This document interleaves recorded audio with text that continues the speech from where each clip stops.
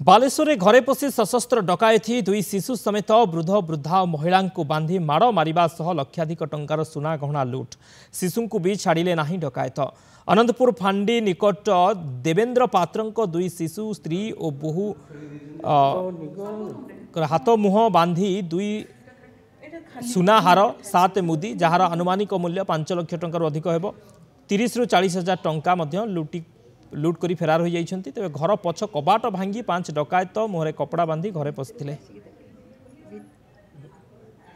राति 1:30 पाखापाखि 6 जन पाखापाखि चोर पशिछन्ति बारीपट दे पशि घरे अटैक करछन्ति। बापा माँ को आगे मारापेटा बापा को मारापेटा कले हाथ बांधिदेले मुह बांधिदेले मोर भी बांधिदेले छुआ को भी सब हाथ बांधि देछन्ति समस्त बांधि देछन्ति केवल मार बांधि नथिले बांध देकी पैसा अच्छी कौटी सुना अच्छी कौन अच्छी बार बार पचारे आम जहाँ पिंधलु सब देदेलु सुना 2टा हार 5टा 7टा मुदी पाखापाखि तांकर 2टा चूड़ी मोर 2टा चूड़ी एति करी नहीं टंका से 30-40 हजार पाखापाखि थिला।